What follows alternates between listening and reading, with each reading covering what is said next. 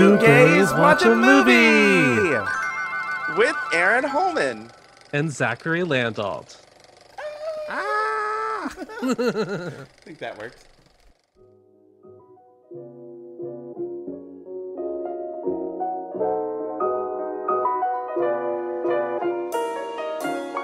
Hi, I'm your host, Aaron Holman. And I'm your other host, Zachary Landolt. And today we are watching Superstar! Oh my God. Superstar is an American comedy film that is based off the Saturday Night Live character Mary Catherine Gallagher, played to great popularity by Molly Shannon. It was released in 1999 and also featured Will Ferrell. For anyone who maybe hasn't seen this movie in a while, here's a rundown on the plot. Superstar tells the life story of a weird as fuck girl named Mary Catherine Gallagher. Ever since I was a little girl, the one thing that I wanted more than anything in the entire world was a kiss. Please, God, send me someone to make out with. We're shown Mary Catherine as a child saving a kid with an odd birthmark from drowning at a local pool. We then jump forward to a teenage Mary Catherine, which shows her as an outcast at St. Monica's Catholic High School. She dreams of having a Hollywood-style kiss with Sky Corrigan, the most popular boy in school. When she's caught making out with a tree, Mary Catherine is placed in the special education program. In her class, Mary Catherine becomes friends with a girl named Helen, and a bad boy named Eric Slater takes an interest in her. Later, the school announces a talent show. Did you see that sign they're putting up? Catholic Teenager Magazine presents the Let's Fight Venereal Disease Talent Contest. Winner gets a free trip to Hollywood and the chance to be an extra in a movie with positive moral values. Mary Catherine sets out to win the contest and prove to everyone at the school that she is indeed a superstar. Mary Catherine's grandmother refuses to give her permission to audition for the talent show, preferring her to get a job in business. But Mary Catherine decides to go anyway. But when attempting to sign up, she gets into a heated fight with a bitchy cheerleader named Evian. You're a really pushy girl, and I might just want to kick your ass. Yeah? Well, I might just want to kick your ass. Well, come on, super sucks. If I was Sissy Spacek in the movie Carrie, I would use my telekinesis to kill you. When Sky witnesses Evian being so mean during the fight, he breaks up with her, and Evian swears her revenge on Mary Catherine Gallagher. Hey, Evian, I made up a new dance move. It's called the Move On With Your Life. Ha! I did the fax machine for you!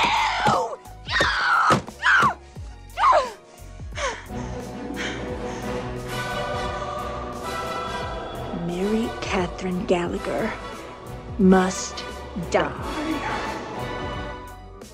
Later, Mary Catherine's grandmother finally confesses about the freak Irish step dancing accident that killed her parents, letting her know that she was merely trying to protect her from the dangerous world of the performing arts.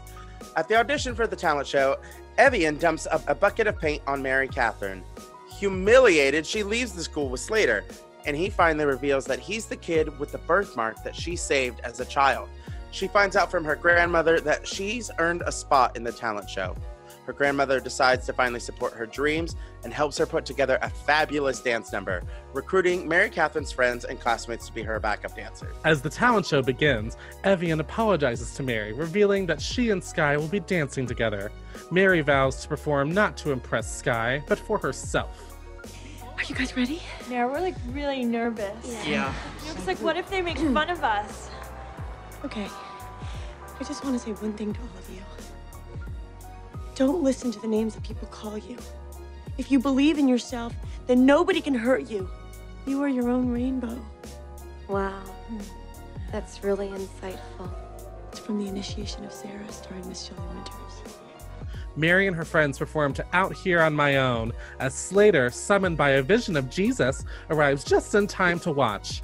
After a nun bumps into the record player, it accidentally speeds up and Mary falls. echoing her parents' fatal performance. But encouraged by Jesus, she successfully leads her friends through their unbelievable performance. Met with a standing ovation, Mary wins the talent show. Sky kisses her, but she rejects him and kisses Slater. The film ends as Mary, now dating Slater, shares a final passionate kiss with the tree from the beginning of the film. Wow, what a crazy movie. You know, whenever we say what the plot is, it sounds absolutely insane. I don't even know how they got this movie made. Oh, I kept thinking, wow, this must have been made for like chump change because this is fucking nuts. Now, but this was back when they were trying to take SNL characters and move them into film, trying to like expand upon that franchise. And I think this was one of the best adaptations from a character. I don't know if I can sign off on that. What? You don't think that this was an amazing, like, what is it? I don't know. It built on the world that she had created in this like small character that we had seen on SNL. I thought it was just brilliant. For me, it largely defined a lot of my comedy and like a lot of what I think is funny as a child. Now, if that's a good thing or not, I don't care. No, that's good. No, it's funny. Like there are things that are funny. I just feel, okay, for me, in terms of SNL films, the most successful one for me is still Wayne's World, just because I felt like that expanded the world, but it also was a world that made sense. And also I cared about the characters. The only thing about this movie is it's so weird sometimes. Okay, like, you want to, okay. Well, just before we get into the details of the film, when was the first time you saw this? This is a movie that, like I said, I grew up on. So I must have seen this movie when I was like 8, 9. Yeah. Well, hold on. It came out in 1999. So I literally had to have been 9. Yeah. All right. See, I can remember exactly when I saw this movie. It was when it came out. I was homesick. I was at my house. I bet. I was sick.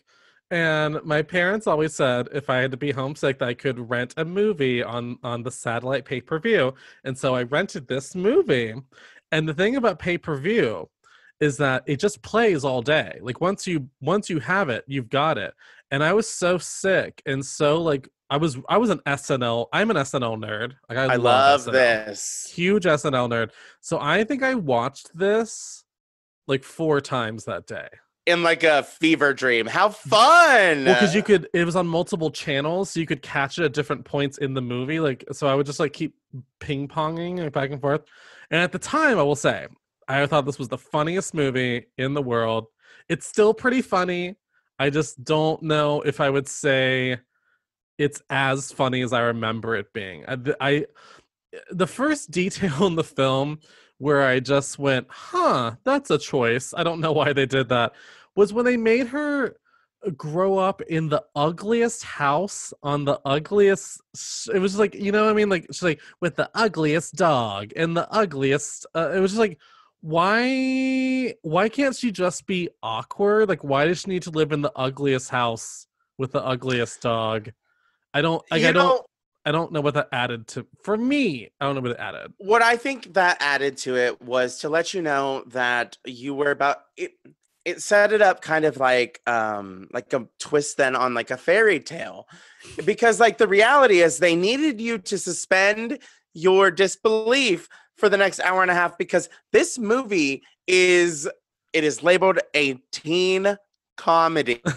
Now, I don't know, like, they're not teenagers. Look at Will Ferrell. Look at Molly Shannon. So I think that they had to go to this sort of heightened, extreme kind of camp place, kind of what they did with Strangers with Candy. Like she's too old to be this character, but we're gonna insist that it's reality anyways. But that reality can't be normal. It has to be campy. But see, here's the thing. I'm fine with camp. Like, I love camp. Camp is great. I live in the world of camp. But I felt like the movie was aggressively mean to the character of Mary Catherine Gallagher. Like, making her grow up with, like, I grew up in the ugliest house on the ugliest street with the ugliest, like, I I don't see why she couldn't have been everything that she is as Mary Catherine Gallagher and just been living in a house with her already weird grandmother. Like you're saying, there was already enough there for it to be weird and work. I didn't need all these other details. It was just like a little overly. Well, okay. No, I really enjoyed the weird, the fact that spoiler alert, going back to the way her parents died, they died in a clogging accident. Sure. All of that I love. Like that a river dancing accident.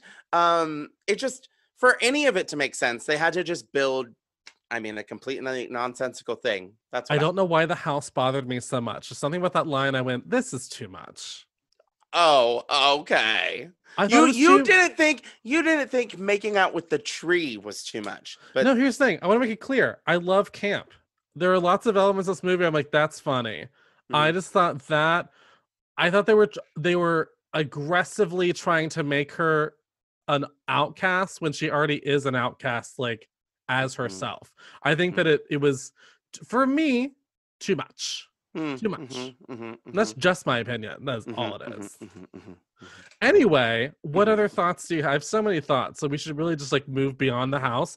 I'll start with something that I knew to look for, because I even remember this when I was a stupid little kid in middle school watching this movie, which is, if you watch this movie, every single car in this movie is either a lime green Volkswagen Beetle or a black Volkswagen Beetle. And when I mean every car, I mean, if you look at the frame, every car in every driveway, in every house, every car parked on the street.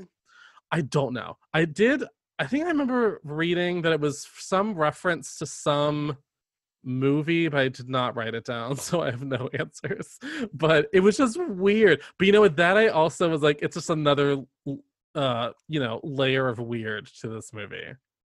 Like, it's not quite normal, because you're like, and I guess that is like, maybe it was to make the audience know, like, oh, this movie should not be taken with any amount of seriousness, which is why I'll let go of the house. I will let go of it. But you know what, at the time period, look, they were making fun of, like, Catholic schools. It wasn't, they were ahead on that kind of thing. So I guess, like, I don't know, to make sure they didn't get any backlash. Yeah, they had to just make sure that you knew that this wasn't anything at all real. Were you a huge Mary Catherine Gallagher fan before the movie? Like, did you know who the character was? Yes. Yeah, same. Like I said, Molly Shannon. I grew up on SNL as well. And Molly Shannon has always been one of Molly Shannon, Annika Steyer, even all the way back to Gilda Radner. Like these funny ladies, I was there for. So Molly Shannon's character, I knew Mary Catherine Gallagher, and whenever she got a movie, I must have watched this on VHS 1,000 times. She is brilliant, I think, in a way. It's just like so weird. I just, what it was? I don't know what who am I to shit on anyone and any screenplay, but I feel like it just needed like a polish. It just needed, there were some jokes that did not land the best, or I feel like what's the thing? It's like you're trying to take a 5-minute sketch and all the like energy and comedy you get from a live sketch and turn that into a feature-length film. And there were some ways where they opened up the world where I was like, yeah, that's great. And then there were other times where I'm like, oh, that was literally just an improv she did that they filmed. But like, okay, like for instance, when she is in front of the mirror and she's like, oh, my boobs are so big. It's got to strap them back and push them. And this one's the mommy, and this one's the baby, and this one like this one very much. And they hold hands because they're oh yeah, like that's good ass moment. Oh my god, it's just like that layer of everything. I also love that they're all so old. I love that it was like almost like a joke. I think I read that was literally just like making fun of Grease when they were all so much older than they're supposed to be. That's perfect. Yeah, because they are way too old in Grease. They're all way too old in this movie. One of my personal favorite, like, sort of improv moments that Yeah. she did in the movie. I think one of the reasons I also like this is it was a star vehicle for a woman from SNL, which True, most love of the that. ones that I'd seen, they'd been the men stepping out, Yeah. Night at the Roxbury. This was Will Ferrell's first big film role as well. And so I was really happy to see it supporting Molly Shannon. One of my favorite improv moments that she brings to the whole thing Yeah. is when she's in the classroom, there's all those metal chairs and she trips. She trips over them and then she just falls into them and just like keeps going, can't stand up, hitting them all everywhere. I don't know. That's an example. It's hilarious. I have hot takes today. What? Okay, so I love that. No, I love that moment. But I remember that's in like a montage when she's like just talking about a bunch of shit. I wish that had just been part of a scene because it's a very clear reference to SNL because that was like one of the biggest things she did whenever she played that character on SNL. I wish they had allowed more time for some of those bits to like breathe more because it felt like as much as I still giggled, I still got the giggles from watching her fall into the chair. I just wanted more time with that. I wanted that to be more of a setup. Like, I wish that it could was have plugged in instead of just like like I wish that could have happened when she was maybe like doing her song for the talent show audition. Like that, I think would have been a more organic place to do that physical comedy because we could have actually had more time to enjoy it. I don't know. I'm just being. I like I'm that. Being a bitch I like today. that. I'm being a judgy bitch. A super bitch, Evian. Okay. Oh well, Evian. First of all, here comes Miss Lady. She is like the returning star of our show. I know. She's in everything. She's in Romeo and Michelle. She was in The Parent Trap. Like, she's all over the place. I forgot how many things she was in. Like, after watching this, I went, wow, she like was hopping for a second. I know because I'll be honest, even though she's very striking, I never really realized it was the same person growing up. I never did. No. She literally disappeared into each one of those roles and typically made me hate her. Right.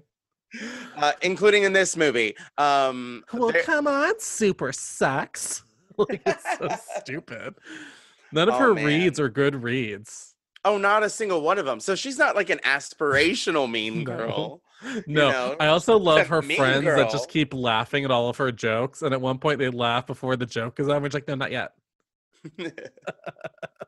You know who else I loved in this? Because when I was younger, I think I was more excited about Molly Shannon, so I didn't really notice as much.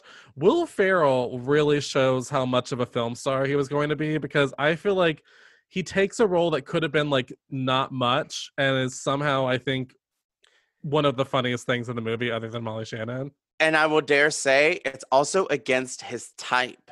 Oh, for sure. You know, like, he is not the football hunk. Never has been, never will be. I think that's what makes it so funny. But he embodied it. He really did it. All right. You know what I hated about his character, though? I just hated his dancing. I hated it. It was just like, you've got some really nice. You've got some nice moves. Some nice moves. You've got some nice boobs. But I almost feel like that's even funnier because he's not. It'd be one thing if he actually was like a great dancer, but he looks like Will Ferrell playing a guy who likes to dance. You know, it just makes it funnier to me. Yeah. That's also something that I really loved about this movie. It was not afraid to go into some fantastical moments, you know, like they're dancing, where she has the whole fantasy in the lunchroom where everybody breaks into the dance. And it's like, oh my God, to everybody dance now. I could only wish as a child to be in that scene. Yeah, or for that to happen in my real life and for it not to be a scene. Did you ever imagine like musical numbers in your like world? I did too. Yeah. I mean, I tried to produce them, but nobody showed up to rehearsals except for me. Bitches. Fine, I'll do it myself. A 5, 6, 7, 8. A 5, 6, 7, 8. Yeah, really and truly. And also I loved like I forgot how much I loved the character of Helen, her friend Helen. She's transcendent. I wish that I wish I'd seen her in more things, but I can't think of other stuff that I've seen her in. You know what's funny? I bet because I mean she clearly is doing a whole contortion to her face, and like I wonder what she looks like outside of this film. Like maybe I'd be like, oh, that woman. Like I wonder. I need to look up her IMDb. I'm looking at pictures of her right now. Yeah, and she doesn't look that different. She does wear glasses. All right. And besides that, looks like she is a best-selling young adult author of the Monument 14 trilogy, Damn. Sweet, and the Berserker series. So, bitch is an author. She's fine. Yeah, she's no longer even classified as an actress, so I suppose that she has retired that. I was watching this with my roommate, and when she first came on screen and she talked for a little bit, he went, wow, her energy is exhausting. And I was like, yes. She's like, hey, Mary, so excited about the new talent show audition. Just like so fucking awkward. It's like chaotic. It's very like, wow. And also, I love when Mary Kath's like, your energy is very... I think she does say your energy is very exhausting or very draining. And I'm like, yes, it is. You know, it's amazing because they had to put that character in there to ground Mary Catherine. I agree. Something to anchor her a little bit. Like she looks normal in comparison. Mary Catherine was whispering, whereas like, you know, her character Helen was just loud, all over the place, obnoxious. And do you want to tell the listeners about, you said earlier was one of your favorite parts of the movie before we recorded? Oh my God, which one? With Mary Catherine and Helen. Oh, Supermodel Modeling Hour. Supermodel Fashion Hour. Oh my God. It is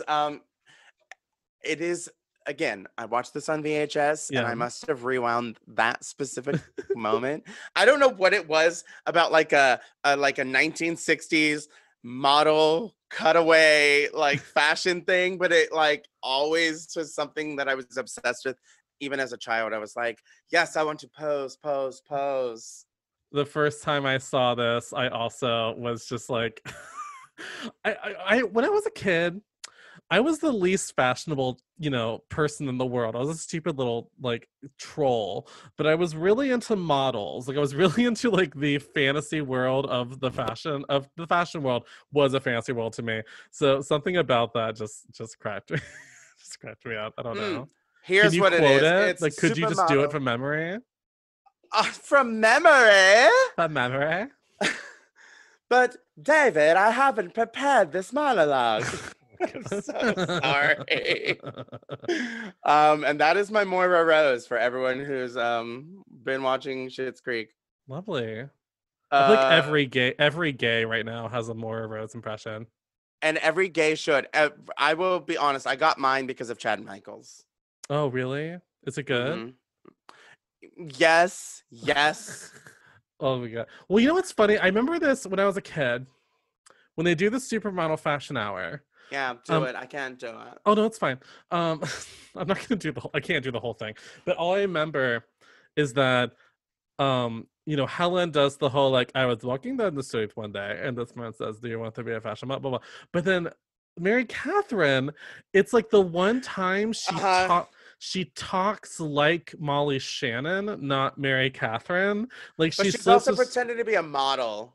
But yeah, it's funny. Her model voice, just her like all the time. Me and Naomi Campbell, my best friends. It's just like, it's so. We were the best friends, and it was just like three of the most gorgeous women you've ever seen, just seeing insanity. Hell. Insanity.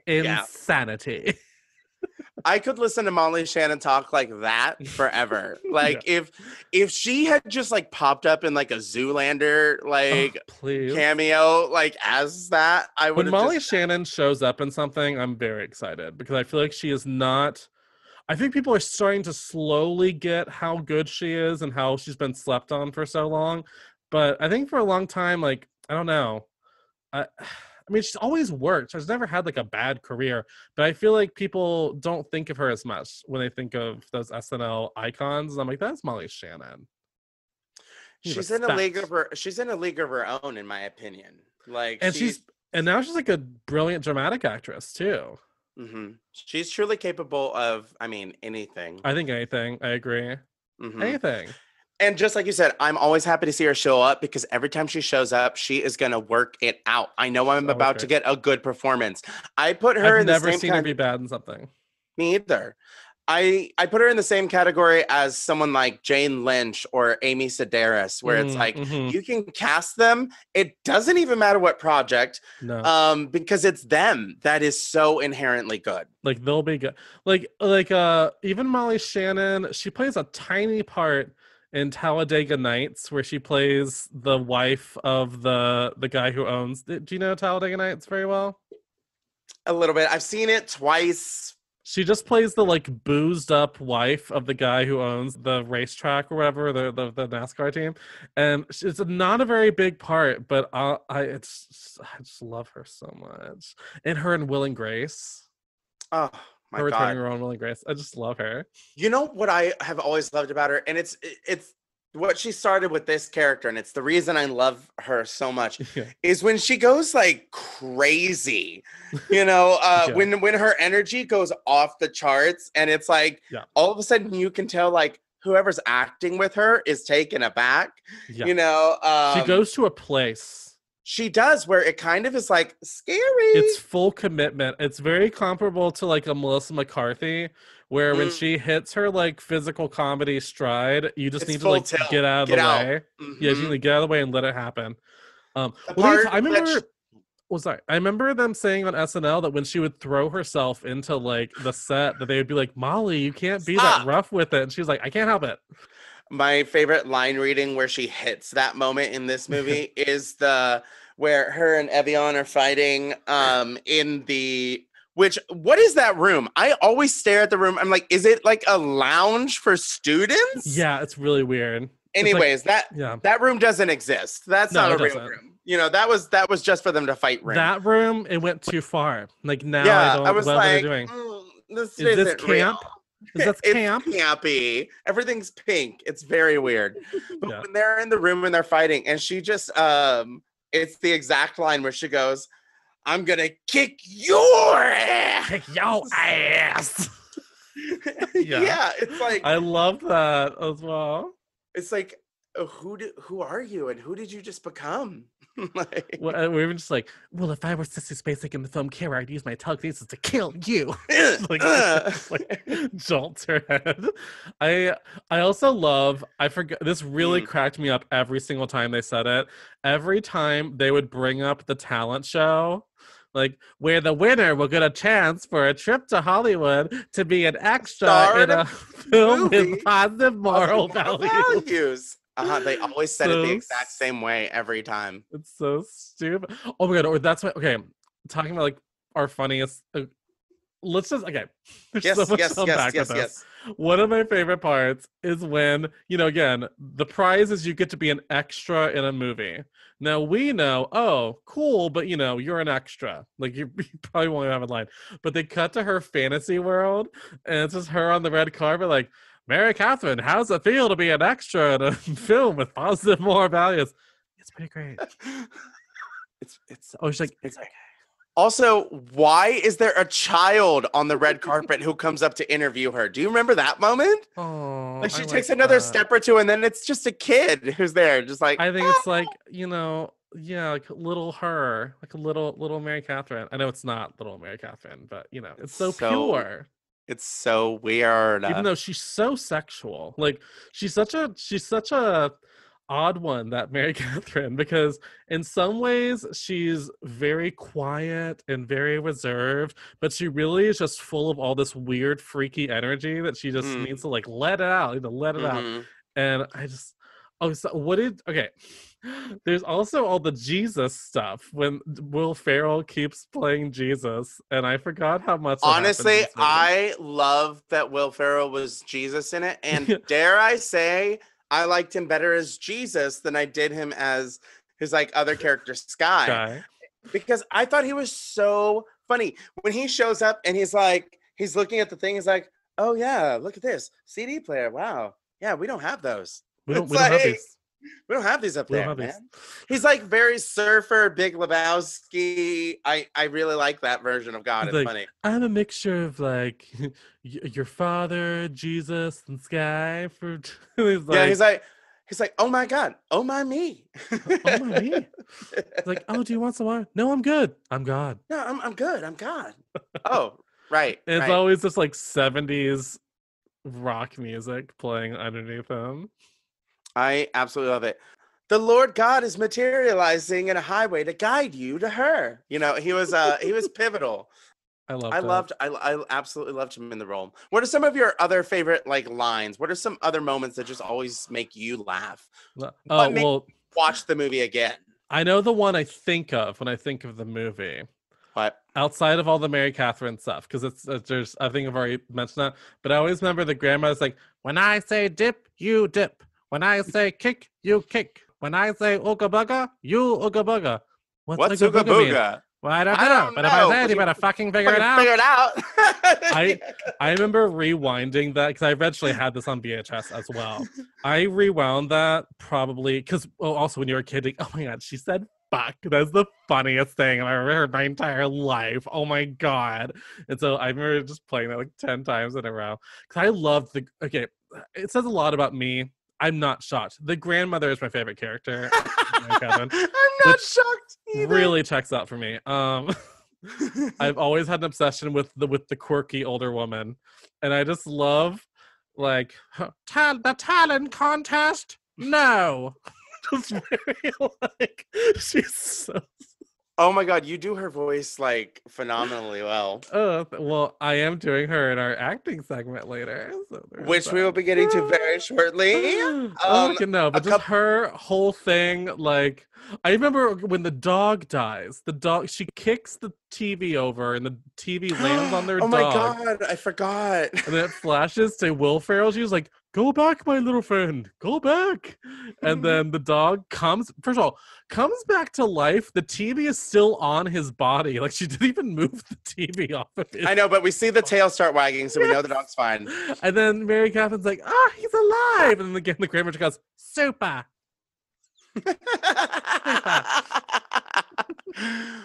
I loved her grandiosity. I just loved it. I also love, she put grandiosity in every moment, including like when she puts herself. I was always upset. It was the first time I ever saw one of those things that would take people up and down stairs.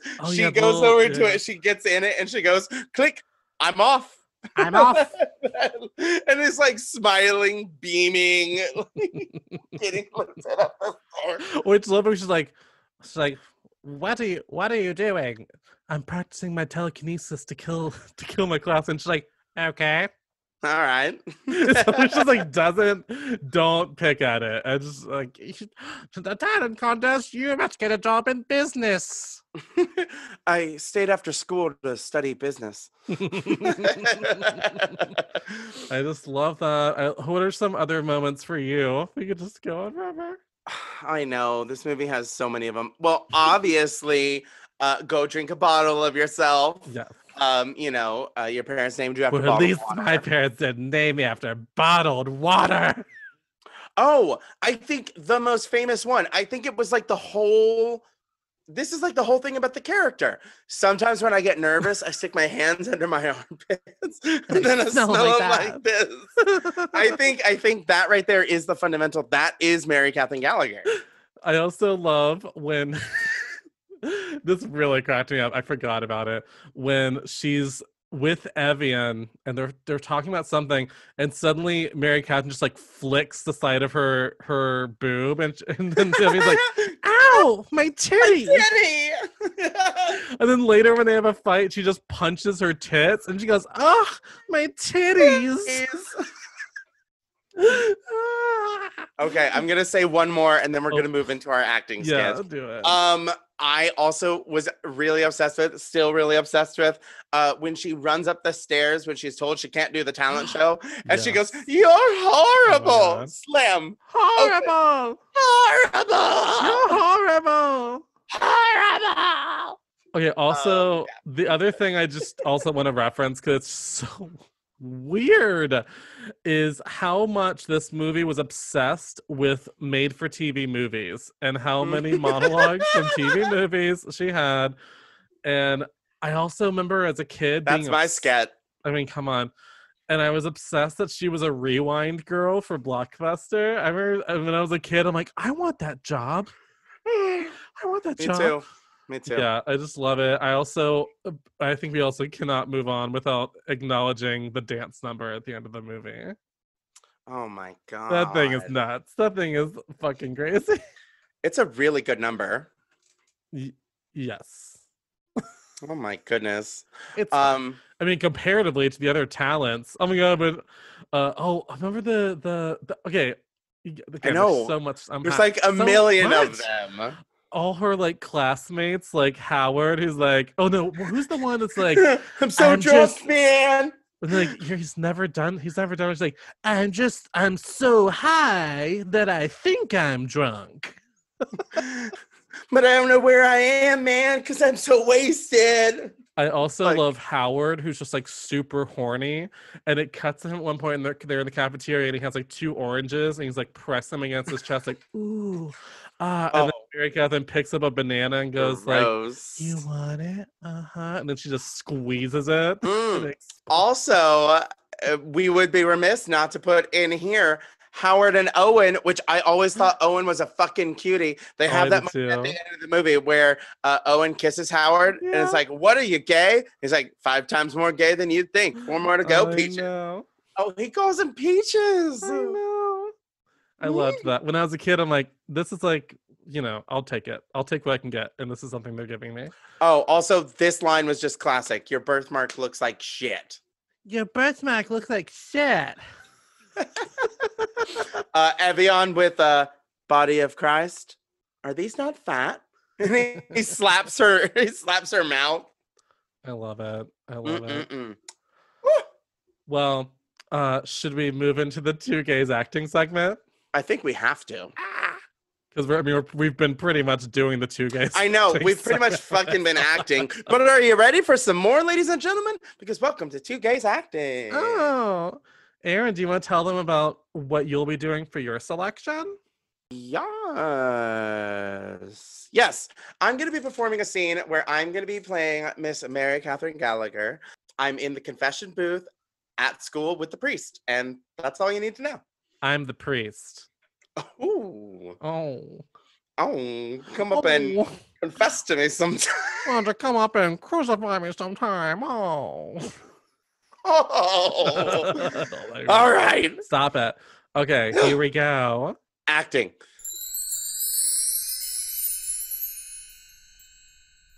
Father, forgive me for I have sinned. It's been 2 days since my last confession. Go ahead. Tell me your sins, my child.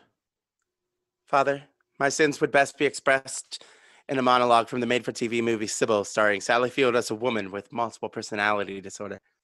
Go ahead.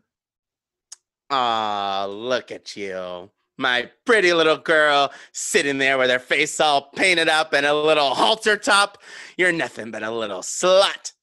Don't call me that. I'm a Puerto Rican lady, senor. We all know you're a slut, Sybil Ann Dorset. We know you're a little slut. No, I'm not. I'm not a slut. I'm not a slut. I'm not a slut. I'm not a slut. I'm not a slut. I ain't no slut. Oh my God.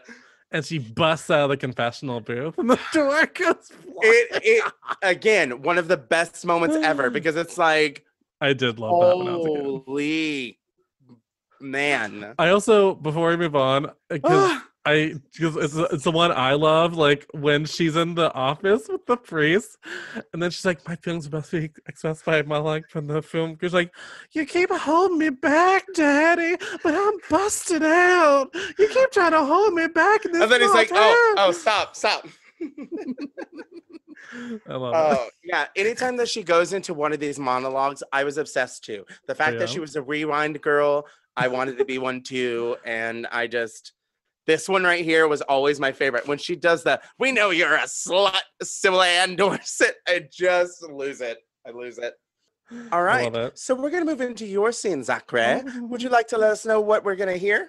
Sure. In this scene, I'll be performing as Mary Catherine Gallagher's grandmother as she confesses the truth behind Mary Catherine's parents' deaths. I will continue to play the part of Mary. Lovely. Shall we go?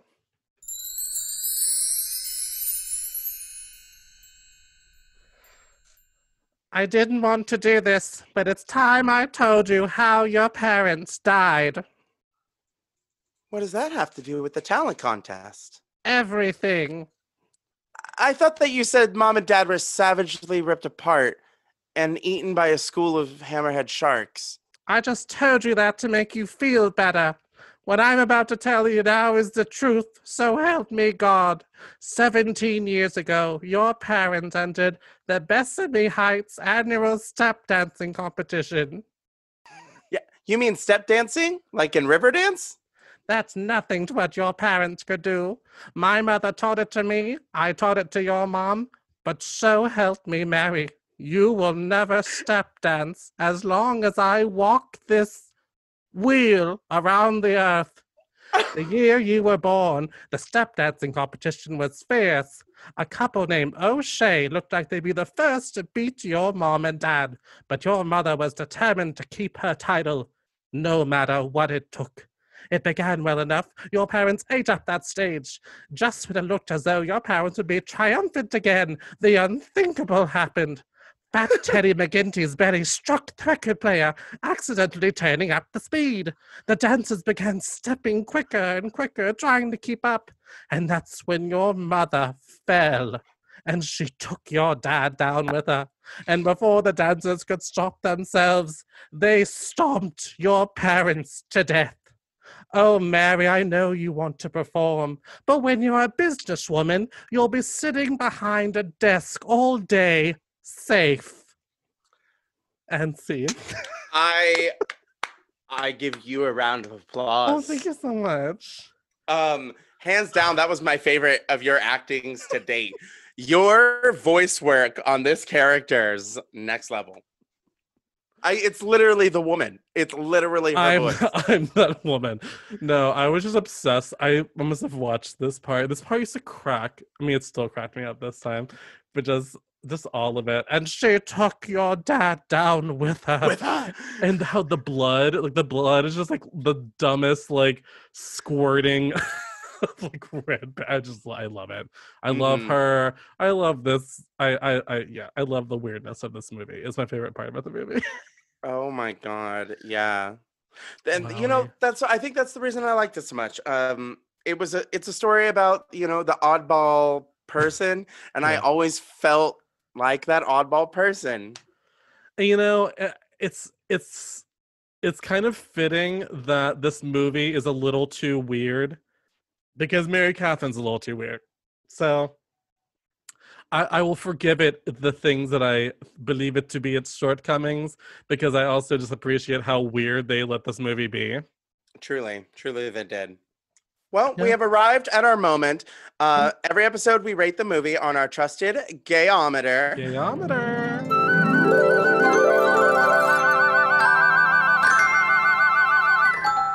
Which measures the movie on a scale of 1 to 10, 1 being the most straight, and 10 being the most gay. There's always time for a cocktail.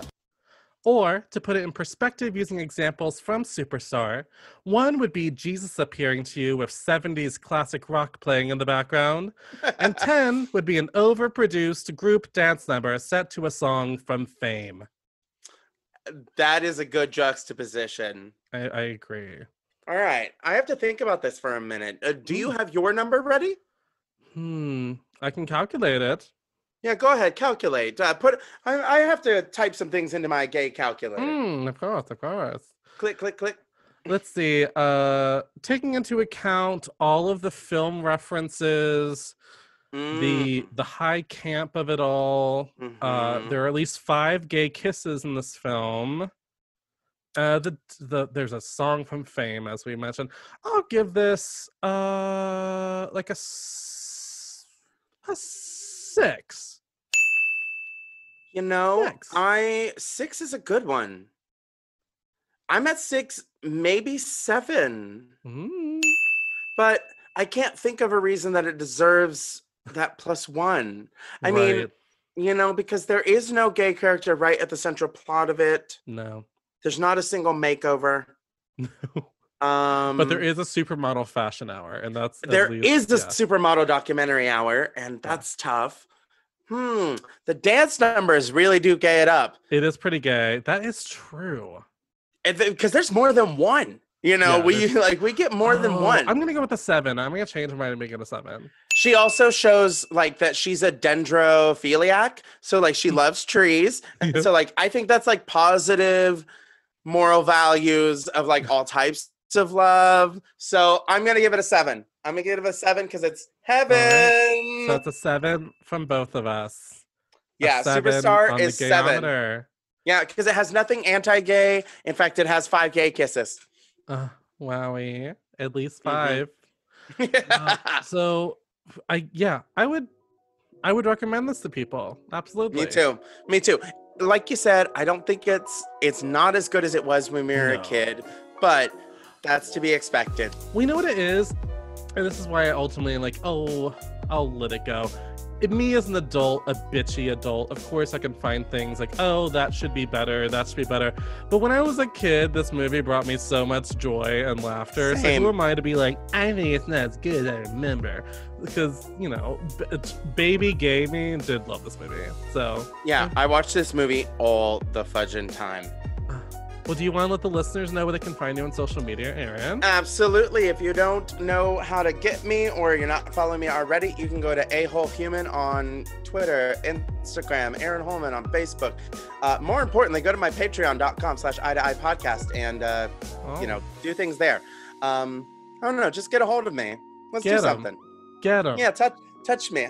Touch get my his body. Titties. I don't know, my titties. My titties. My titties. My titties. Listen, I have lost my superstar mind. Oh, man. Well, if you want to find me, you can find me at Zachary with no H on Instagram. And you can also find me at Zachary with no H. Wow, I didn't know that you bought a cameo just for this episode. I did. You can find me at Zachary with no H on Twitter. You can follow the podcast at 2 Gays Watch a Movie on Instagram or at 2 Gays Watch on Twitter. Yeah, this has been a fun time. Yeah. I feel like a superstar. Superstar.